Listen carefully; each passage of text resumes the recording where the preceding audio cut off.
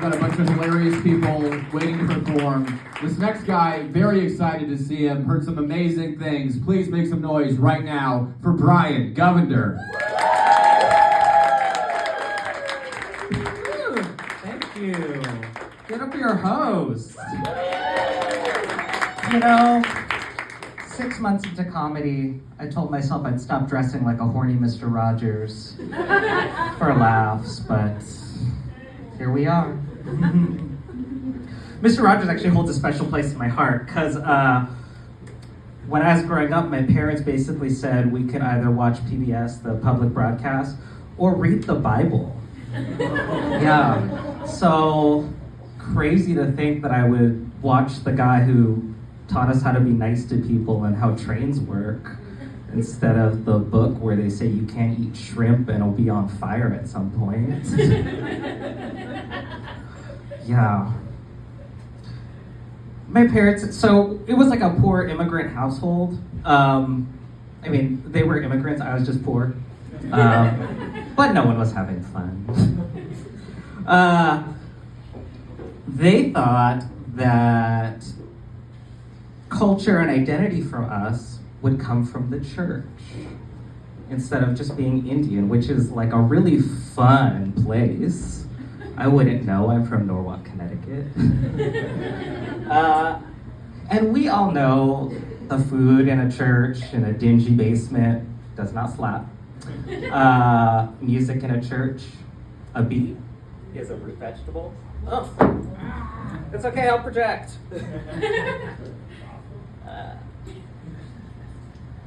What the fuck? They're holes, they line up. Thank you. 6 months of comedy. Fucking pro. Yeah, so they thought, you know, we'll all just be Christians and that'll be enough, which was very confusing for me growing up. At one point, I thought I was Italian because we ate lots of pasta and frozen pizza. Yeah, we were poor, as I said.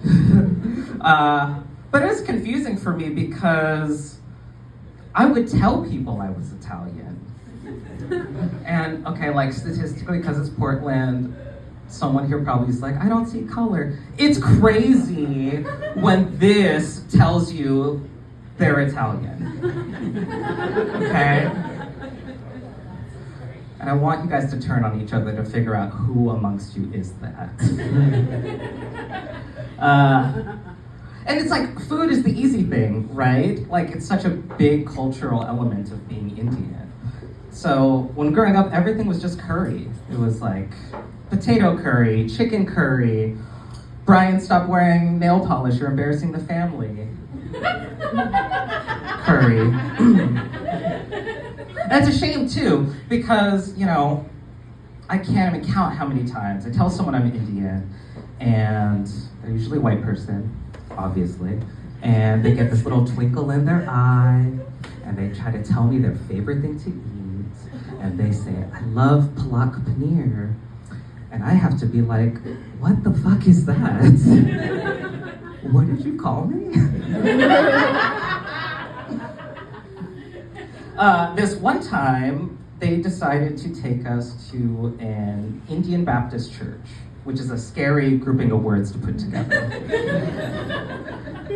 We go in, and everyone's head turns. And that's where my poor immigrant family learned that there are two groups in the United States that get called Indian. Okay, white people, I know, this is a hard one for you. Native American people sometimes are called Indian. They call themselves that. You just can't call them that. So we were 4 Indian people in a 100% Native American congregation church for years, and no one talked about it. And that sort of collective delusion is probably why I do comedy. And you know, okay, I said there are 2 groups, but we all know there are 2.5. The half, obviously, are white women that say namaste after yoga. Thank you for your service. They did have something in common, though. Both groups hated gay people. Yeah, they really bonded over that. The pastor, especially, hated gay people. Could not stop talking about how gay people were just like the spawns of hell and ruining everything. And I would just sit in that pew and be like, "Why are you so obsessed with me?" Because I knew I was gay from an early age, but more importantly, I knew I was a main character. And he clearly was talking about me. I remember once he said this like phrase that like, gays are pulling apart the fabric of society. And I was like, yeah, isn't that the point? I mean, have you seen what gay people do with fabric? The costuming in Wicked? I mean, if that's not the gay agenda, I don't know what is. I mean, probably, you know, like civil rights, but it's definitely second. I actually feel like my upbringing really prepared me for Portland because, fuck. One of my favorite things about Portland is to look at the Nextdoor app. Do anyone? Yeah, okay, I love it. It's like if Martha Stewart, a farmer's market, and Project 2025 were all in one place. Yeah. And, you know, sure, you're gonna have some slurs thrown at you, but you'll get some free heirloom tomatoes. And in Portland, heirloom tomatoes is kind of the most diversity you're gonna get sometimes. Other than what's on the stage right now, and you're welcome. You're welcome. You get to punch 4 punches in your allyship card tonight, okay? Because I'm gay, I'm a person of color, I have religious trauma, and I'm bad at driving. Yeah. If you get 6 more, you get invited to a gay summer wedding. While we can still have them.